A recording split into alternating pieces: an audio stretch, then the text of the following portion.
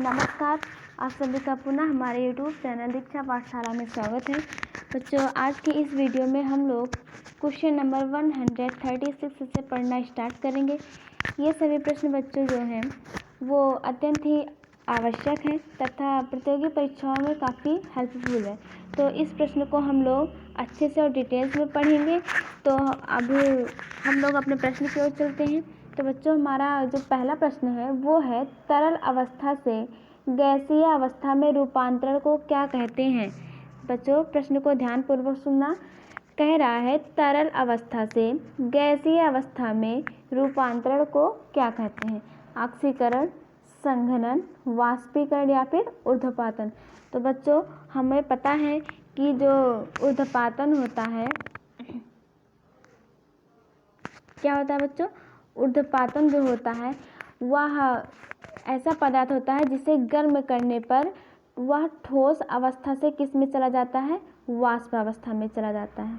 ठीक है, ऊर्ध्वपातन इसे कहते हैं। और बच्चों, जो यहाँ पे हमारा दिया गया है तरल अवस्था से गैसीय अवस्था में रूपांतरण को क्या कहते हैं, तो वो होता है वाष्पीकरण। ठीक है, वो हमारा तीसरा ऑप्शन क्या हो जाएगा बच्चों, सही हो जाएगा, क्योंकि वाष्पीकरण ही होता है जो तरल अवस्था से गैसीय अवस्था में परिवर्तित होता है।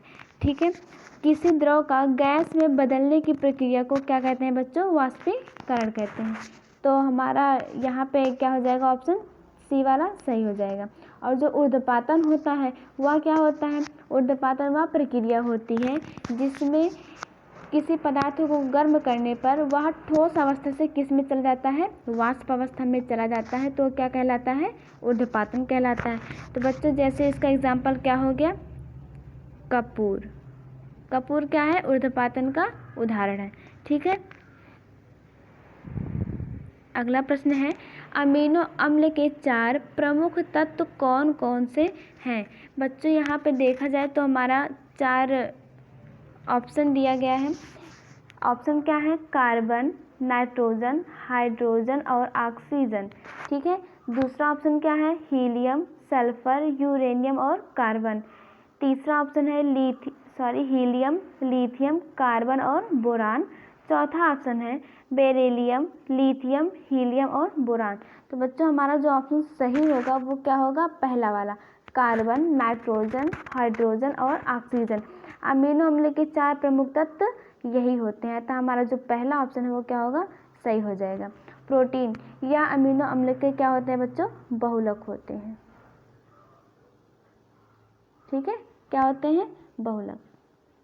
नेक्स्ट क्वेश्चन है जड़त्व का नियम किसके द्वारा प्रतिपादित किया गया था। जॉन डाल्टन या फिर अल्बर्ट आइंस्टीन या फिर स्टीफन हॉकिंग या फिर आइजक न्यूटन ने। आइजक न्यूटन ने। ठीक है, तो जड़त्व का जो नियम था वो किसके द्वारा प्रतिपादित किया गया था, ये क्वेश्चन हमारा है। तो बच्चों, यहाँ पे जो ऑप्शन हमारा सही होगा वो हो जाएगा चौथा, यानी कि आइजक न्यूटन ने ही जड़त्व का जो नियम था उसे प्रतिपादित किया था। डी वाला ऑप्शन क्या हो जाएगा, सही हो जाएगा। तथा बच्चों, जड़त्व का जो नियम है इसे और भी क्या कहा जाता है, जड़त्व के नियम को न्यूटन के गति विषय का प्रथम नियम भी कहा जाता है। कौन सा नियम बच्चों, प्रथम नियम। ठीक है, अब हम लोग जान लेते हैं जड़त्व होता क्या है। तो ध्यान से सुनिएगा, जड़त्व किसी भी वस्तु का, कहने का मतलब किसी वस्तु का वह गुण जिसके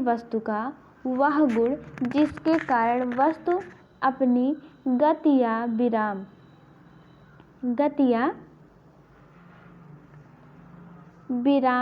की अवस्था में किसी भी प्रकार की परिवर्तन का क्या करता है, विरोध करता है। ठीक है बच्चों, इस प्रकार से बच्चों हम लोगों ने क्या जाना, जड़त्व क्या होता है, किसी वस्तु का वह गुण होता है जिसके कारण वस्तु अपनी गति या विराम की अवस्था में किसी भी प्रकार के परिवर्तन का क्या करता है बच्चों, विरोध करता है। ठीक है, ये हमारा क्या हो गया, जड़त्व हो गया। अगला प्रश्न है निम्नलिखित में से कौन जेनेटिक इंजीनियरिंग से संबंधित नहीं है। तो बच्चों, जो भिंडी होता है वो क्या होता है, जेनेटिक इंजीनियरिंग से संबंध नहीं होता है, संबंधित नहीं होता है। तो हमारा जो तीसरा ऑप्शन है वो क्या हो जाएगा बच्चों, सही हो जाएगा। तो बच्चों अब हम लोग ये जानते हैं यहाँ पे कि जेनेटिक इंजीनियरिंग है क्या, ये इसे क्या कहते हैं, ये क्या है, तो हम लोग जान लेते हैं। तो ध्यान से सुनिएगा। किसी जीव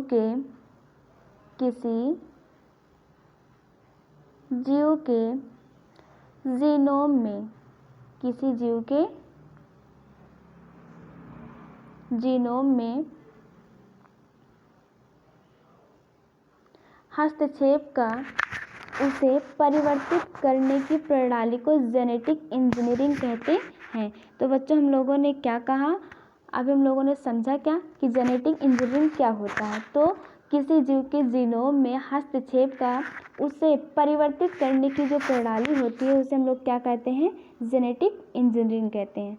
ठीक है, अगला प्रश्न है, निम्नलिखित में से मेंडेलीफ द्वारा तैयार किया गया था।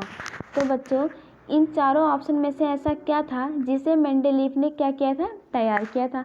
अल्फा प्रभाव था, या फिर रासायनिक तत्वों की आवर्त सारणी थी, ग्रहों का नियम था, या फिर कुछ नहीं था। ठीक है, तो बच्चों जो ऑप्शन हमारा सही होगा वो होगा बी वाला, क्योंकि मेंडेलीफ ने ही रासायनिक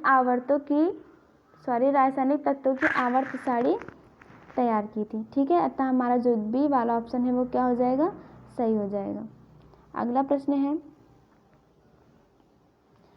पायरोल्यूसाइड आयस्क से निकाली जा सकने वाली धातु है, एल्युमिनियम, मैग्नीशियम, मैग्नीज या फिर पारा।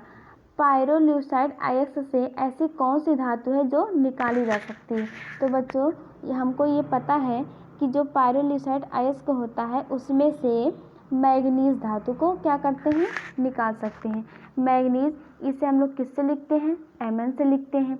इसका परमाणु जो क्रमांक होता है बच्चों वो कितना होता है, 25 होता है।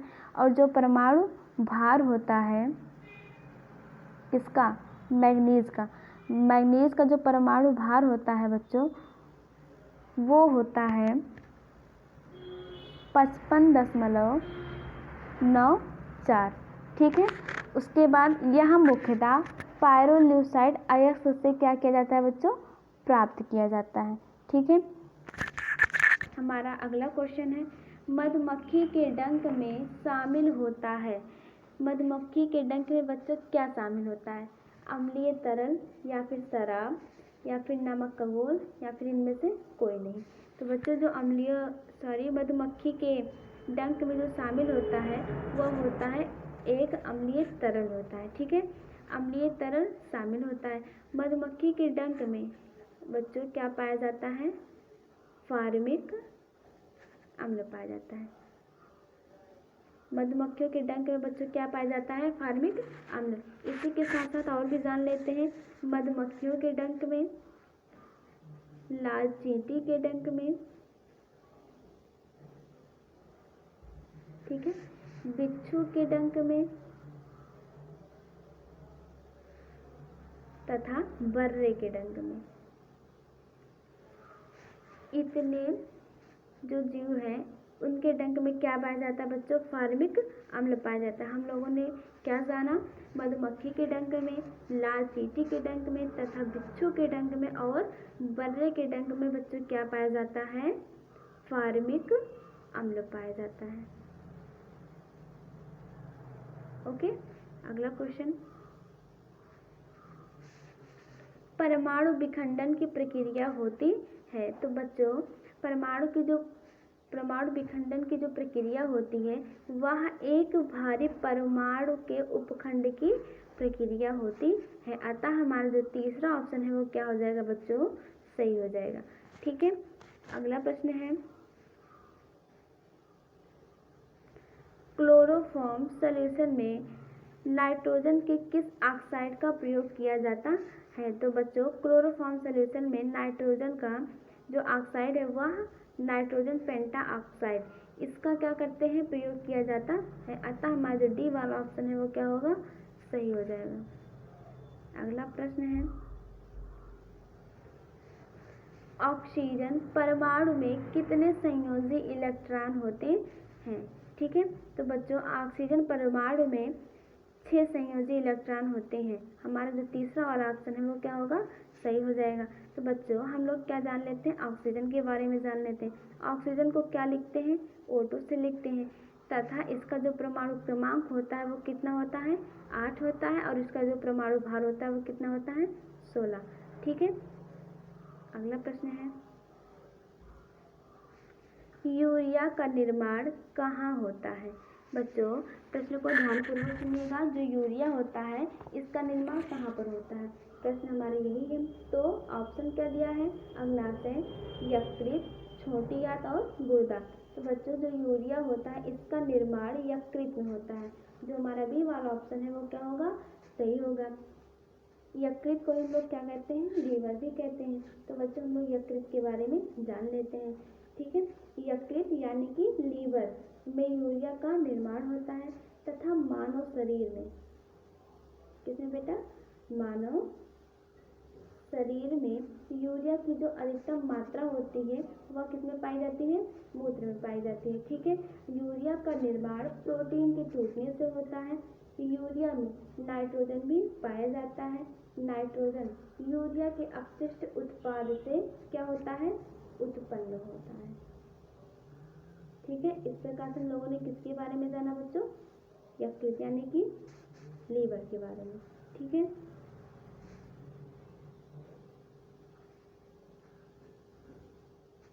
अगला प्रश्न है, आवर्त सारणी के न्यूनतम प्रतिक्रियाशील तत्व हैं। संक्रमण धातु है, क्षारीय धातु है, क्षारीय भू धातु है, या फिर उत्कृष्ट धातु है। तो बच्चों ऐसी कौन सी धातु है जो आवर्त सारणी के न्यूनतम प्रतिक्रियाशील तत्व है। तो जो हमारा चौथा विकल्प है डी वाला यानी कि उत्कृष्ट धातु, ये क्या है, सही हो जाएगा। आवर्त सारणी के जो न्यूनतम प्रतिक्रियाशील तत्व है ये कौन, उत्कृष्ट धातु है। उत्कृष्ट धातु यानी क्या, शून्य वर्ग। ठीक है, उत्कृष्ट धातु को बच्चों हम लोग क्या कहते हैं, शून्य वर्ग भी कहते हैं। तो शून्य वर्ग के तत्व रासायनिक दृष्टि से क्या होते हैं बच्चों, निष्क्रिय होते हैं। शून्य वर्ग के जो तत्व है रासायनिक दृष्टि से क्या होते हैं, निष्क्रिय होते हैं। इस कारण से इसे क्या क्या कहा जाता है, अक्रिय गैस। इसलिए इसे अक्रिय गैस तथा उत्कृष्ट गैस भी कहा जाता है। ओके, यह गैस बच्चों क्या होता है, वायुमंडल में कौन सा गैस, जो उत्कृष्ट धातु यानी कि जो शून्य वर्ग कौन कौन से हैं, नियान, हीलियम, आर्गन, रेडान और क्या है, जेनान। ये जो सभी तत्व है ये क्या, यह गैस वायुमंडल में, किसमें, वायुमंडल में बहुत कम मात्रा में पाई जाती है।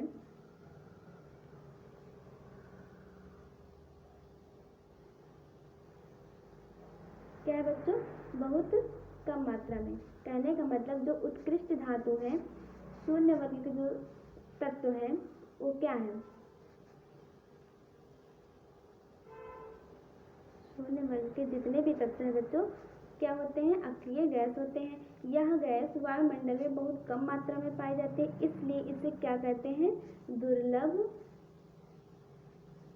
गैस भी कहते हैं। ठीक है, अगला प्रश्न है,